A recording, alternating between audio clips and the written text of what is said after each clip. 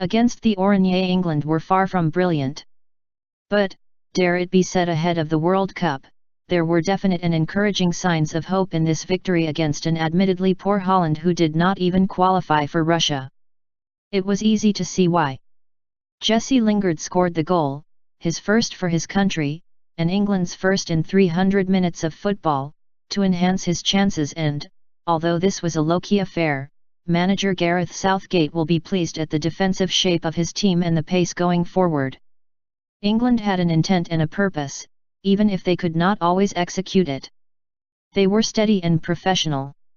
A bit like their manager. Southgate will hope just a handful of this team will line up against Tunisia in Volgograd for their opening game on June 18. Only Raheem Sterling, John Stones, and Kyle Walker are certain starters and all impressed. Jordan Henderson will probably also start and was less emphatic as he was asked to be the deep-lying playmaker, not his strength. Jordan Pickford had a couple of dodgy moments, but he was the ball-playing goalkeeper the manager wants. But despite Lingard's strike, and despite England's speed, goals and creativity remain a significant problem, and so much hangs on the hoped-for return of Harry Kane. Without him, England will have to try to grind it out, and Southgate will therefore be delighted with 3 clean sheets from friendlies against Germany, Brazil, and now Holland. He has given his team a structure, even if the exact personnel are not so sure.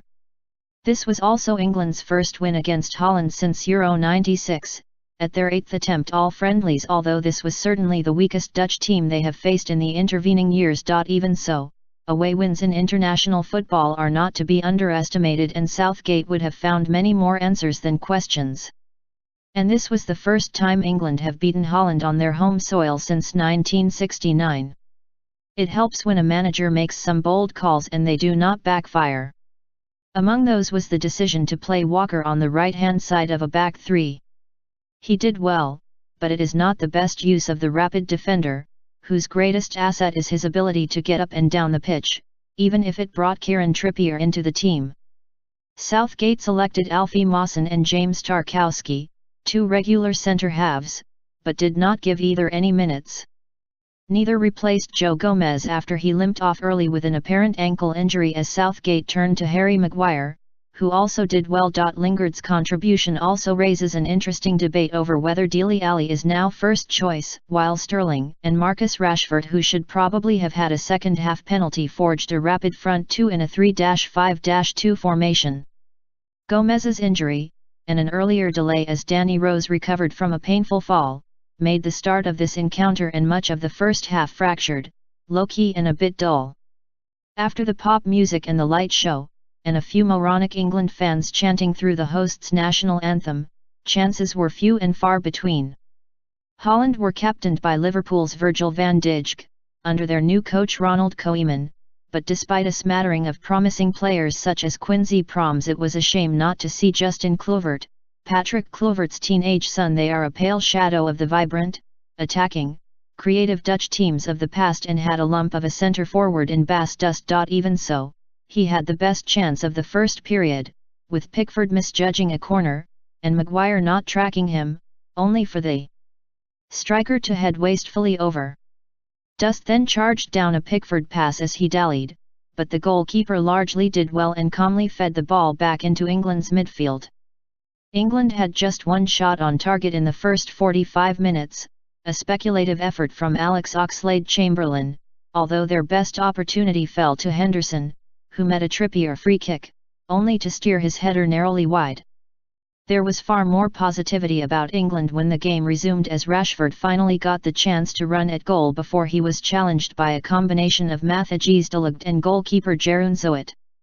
It looked a penalty, but the appeals were waved away, much to Southgate's incredulity. He was soon celebrating, however. And it was a fine goal. Oxlade-Chamberlain drove forward from midfield and found Lingard, who swiveled and sent it out left to the overlapping rows. The wing-back had overhit cross after cross, but, this time, was more measured as he attempted to pick out Sterling. The low ball in was blocked, but it ran out to Lingard on the edge of the area. He steered a low shot towards the corner of the goal. Zoet got a hand to it and maybe should have done better, although the biggest culprit was Van Dijk, who turned his back on the shot. But England were ahead and deservedly so. Stung, Holland tried to respond and Dust should have done better than flick the ball weakly goalwards, with Pickford collecting, after Jorginho Wijnaldum's miss-hit shot fell to him. They had earlier had the ball in the net themselves, but the effort was rightly ruled out as it had already gone out of play. Koeman ran through his substitutions, but they simply made them even more disjointed.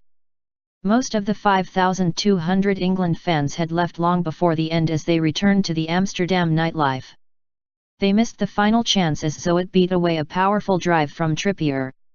For Holland, there simply was no answer. For Southgate, hopefully, there are now a few. 9:59 p.m. Gareth Southgate speaks. I think it was a good test for us. Away from home we controlled the game, used the ball really well for 60 to 65 minutes, defensively we were pretty solid. Some really good play up to that final finish and final ball. The back three were excellent and played with real composure. We have to take risks there.